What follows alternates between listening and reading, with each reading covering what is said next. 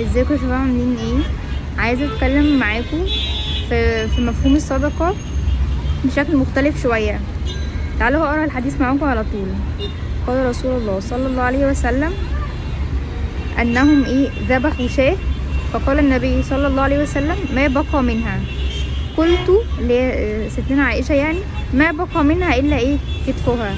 فالرسول صلى الله عليه وسلم قال قال بقى كلها غير كتفها. فهو هنا في الحديث فيما معناه يعني ان هم في مره ذبحوا فيها شاة، تمام، معزه يعني. فالمهم ستنا عائشه خرجت الشاة كلها ما عدا الكتف، لان احنا عارفين الرسول صلى الله عليه وسلم كان بيحب الكتف، تمام. فهو الرسول صلى الله عليه وسلم قال ما بقى منها يعني. فستنا عائشه قالت اللي بقى بس الكتف، هي شافتها كده اللي بقى بس الكتف وكلها يعني راحت. فالرسول صلى الله عليه وسلم عدل لها المفهوم، قال لها لا بل ان هي كلها موجوده واللي راح بس الكتف. فده معناه يعني احنا نتعلم من الحديث. اول حاجه الترغيب في الصدقه، ان الواحد يتصدق، لان ما نقص مال من صدقه. فالواحد يعني دي طبعا الرغبه في الصدقه. تاني حاجه ان الواحد ينظر للحاجه اللي هو بيعملها، بينظر للاخره، بيقدمها على الدنيا.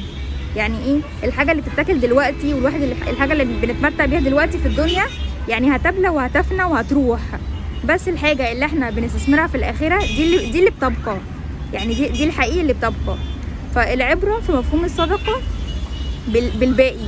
يعني حتى في حديث تاني برضو الرسول صلى الله عليه وسلم قال امرنا الرسول صلى الله عليه وسلم يوما ان نتصدق، تمام. فعمر قال ان هو هيتصدق بنصف ماله، وكان عايز يسبق سيدنا ابو بكر. قال كل مره سيدنا ابو بكر يسبقني، فهو كان عايز يسبق سيدنا ابو بكر، فقال انا هطلع نص ماله حرفيا. فالرسول صلى الله عليه وسلم قال ما ابقيت لاهلك. فعمر قال مثله، يعني سبت لاهلي نص الفلوس اللي انا طلعتها. وابو بكر بقى جه قالوا ما الرسول صلى الله عليه وسلم قال ما ابقيت لاهلك. فقال قال واتى ابو بكر بكل ما عنده. يعني ابو بكر طلع كل حاجه وترك لاهله الله ورسوله، تمام. فالعبره الرسول صلى الله عليه وسلم بيعلمنا ان العبره بالباقي، والباقي هنا مش في الدنيا. يعني حد مثلا يبص لها ده اللي هو مثلا طلع حاجه في الدنيا ويقول ده انا، يعني مثلا واحد معاه 100 جنيه طلع 10 جنيه ويقول ده انا بس اللي اتبقى 90. لا، هو اللي اتبقى 10 جنيه، يعني اللي اتبقى حقيقي 10 جنيه، مش ال 90. فسبحان الله يعني. فالواحد يعني ان احنا يعني نطلع من المفهوم ده، ان احنا نتسابق في الصدقه، لان الصحابه كانوا بيتنافسوا في الخيرات وفي الطاعه. يعني الحديث ده كان سيدنا عمر كان عايز يتسابق مع ابو بكر، ولما ابو بكر طلع ماله كله قال خلاص، يعني اليوم مش هسبقك يا ابو بكر. يعني لما شاف بقى كده ابو بكر قال اليوم مش هسبقك. فاحنا نتعلم ان احنا يعني نصارع في الصدقه، وفي نفس الوقت من نبصلهاش اللي هي ان احنا خسرنا حاجه، او ان دي حاجه نقصت من عندنا. لا، ما نبصلهاش كده، بالعكس دي الحاجه هتزيد، وكمان هي دي اللي باقيه. فالموضوع لذيذ جدا وعايزين باذن الله يعني نطبقه في حياتنا، اللي هو ننفق وفي نفس الوقت نقول احنا يعني مش خسرنا. الواحد حتى لما ينفق حاجه يحس ان هو خسر او اللي اتفضل حاجه قليله، لا، ده اللي نفقته ده هو ده الباقي. يعني وقتي في اليوم اللي انا بخليه لربنا هو ده الباقي حرفيا. يعني الصلاه هي دي اللي باقيه في الاخره.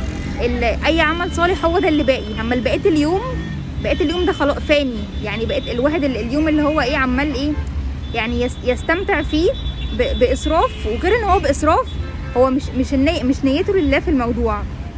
يعني اللي هو مثلا انا دلوقتي بصلي، فخلاص الصلاه دي ان شاء الله دي مكتوبه لي يعني حسنه في الاخره. يعني ده عمل للاخره.